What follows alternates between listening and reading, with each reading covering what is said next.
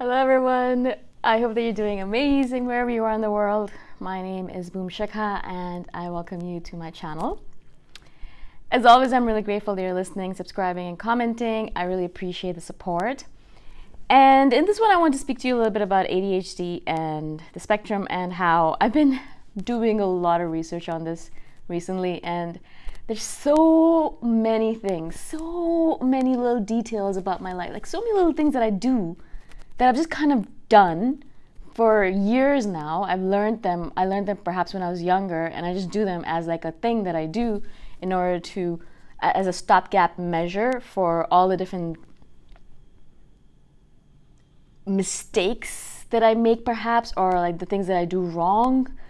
And I've done them for a long time. I don't even realize that it's a way that I'm protecting myself from making mistakes.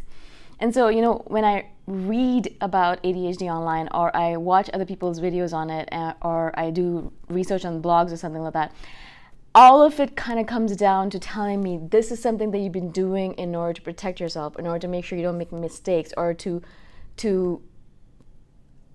work with your brain that is a little bit neurodivergent, or a lot, and doesn't know how to work in a neurotypical world.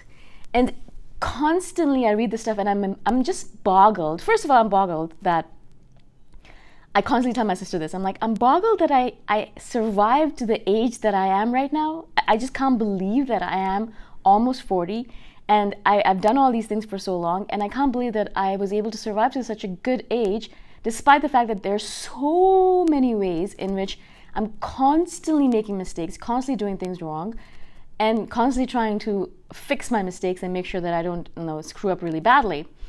And it's just insane that I actually was able to, considering the kind of life that I've led. I've traveled a lot. I've gone all over the world by myself without any protection mechanism, no insurance, nothing.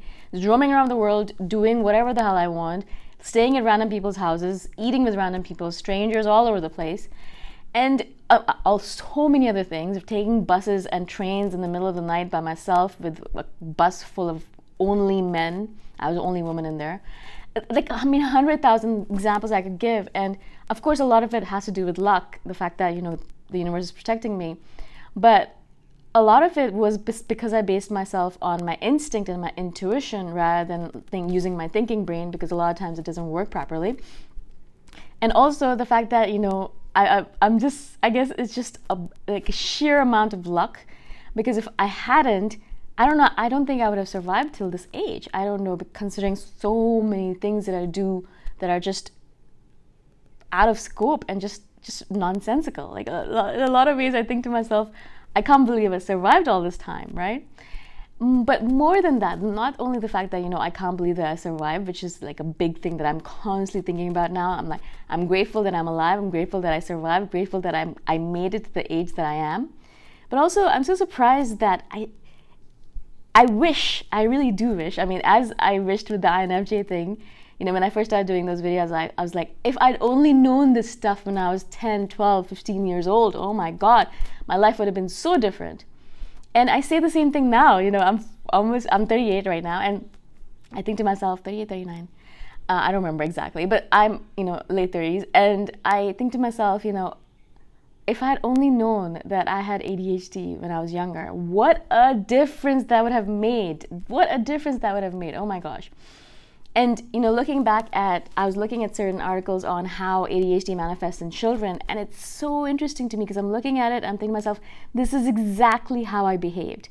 And if my parents lived in the world where, they thought that mental health issues were an issue, were actually real, and that they actually did some research on it, they would have realized that I'm not just a lazy or unorganized or whatever selfish person or all other insults that they used to give me as a child or use against me. It's not that I am those things. It's that I had a neurodivergent brain and it didn't understand how to live in the world. And it made up all of these ways of dealing with the world, which a lot of times they didn't understand, right? They still don't understand, obviously. It makes sense. I was thinking to myself, if I did live in a world where they could have diagnosed me earlier, it would have been interesting to have lived in my 20s knowing all of this information, having all this information at hand. It would have been so fascinating. And so, I'm not that I have any regrets. I am the person I am right now because of all the things that I did. But it is so fascinating to me. As I said, I can't believe I'm here right now. I survived till this age, considering I did not have this knowledge. And I'm so excited. I'm so excited to have all this knowledge now, to know more about myself, to realize who I am and all the different things I do, all the quirks that I have, and all the different masking techniques that I've used over the years, all the different ways in which my brain works a little bit differently. And just to know this and to have this knowledge and to move forward through the year and to the next through the next few years that I'm alive, to use this information, I am so excited to have this information at hand, because I know that it's going to change completely the way I look at the world, the way people look at me, because I'll know more about myself and I'll be able to use this knowledge in order to live in the world better, because I'll be able to understand how my neurodivergent brain works differently and how other people think differently from me, and how I can communicate with them better, and also how I can live in this world which is not really built for neurodivergent people. It's all really, really exciting, and I'm really, really excited about it. I'm so, so grateful that I have this knowledge. And I wanted to say this one little bit, which is something that I've been kind of noticing, and my friends have noticed this as well. So firstly, the reason it took me so long to finally diagnose myself, not only because my friend didn't mention finally she did mention something, thankfully she did, but not even just that, because what happened with me was that whenever anyone would mention anything with ADHD, my instant reaction was like, oh, but everyone does that. Everyone I know does that, everyone does that, that's just normal. Or my reaction would be that, oh no, I don't do that, because I was so completely unaware of the way I did things. And if I spoke to someone else, they'd be like, yeah, you do that. And so it's like complete unawareness of the way, or self-awareness of the way I dealt with the world, or just cluelessness, or just delusional. In a lot of ways, I was very delusional, I still am. Or not realizing that the reason why I thought that all of these traits were common, or everyone did it, because that I surrounded myself with people who were neurodivergent.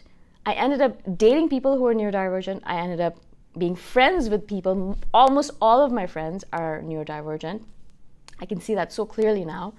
Or, I end up being with friends with people, or just being around people. I'd work in companies where like the majority of people were neurodivergent, because it was the kind of work environment that worked for them.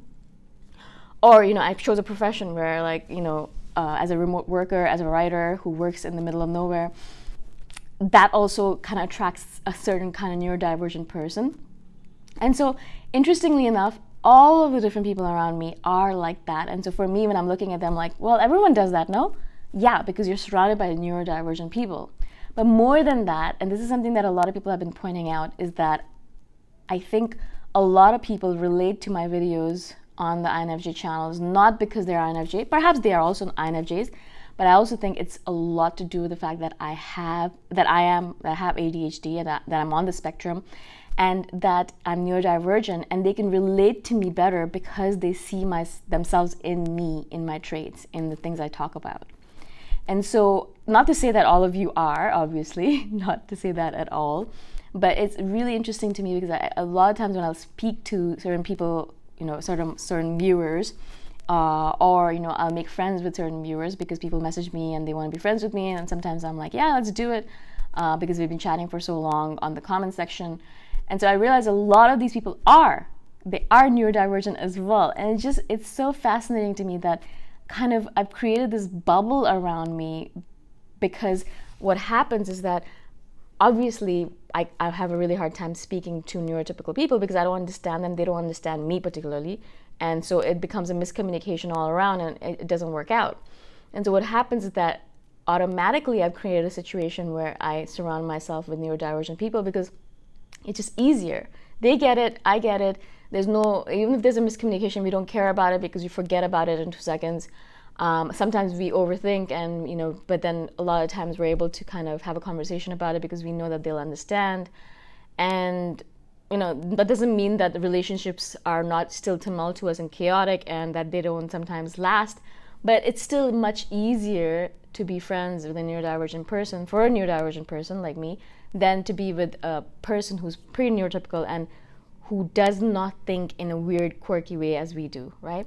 And so it's really fascinating to me. Like, the more I learn, as I said, the more I learn about this, the more I am just boggled. My mind is just it's just blasting off into space, realizing all these little things that I've done over the years, realizing it has all to do with the fact that I am on the spectrum. It just makes me just feel in a way very alive and intensely just aware and grateful, and in a way a little bit regretful and sad that I did not discover this earlier on.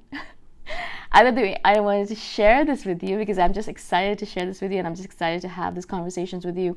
And also I thought it'd be interesting because, again, as I did the INFJ journey, I discovered the INFJ thing and I started sharing about it. I think this might be another aspect of my journey that I share with you as well. Like, I discovered the ADHD thing, and now I'm just sharing all the revelations I'm having about it. And hopefully some of it's useful for you, some of it might not be. I don't know exactly. But I'm just grateful to be able to share this in this format, and hopefully someone finds it useful. And if you don't, you can just, unsubscribe. Either way, I'm really grateful for all of you, and I shall see you in the next one. Bye.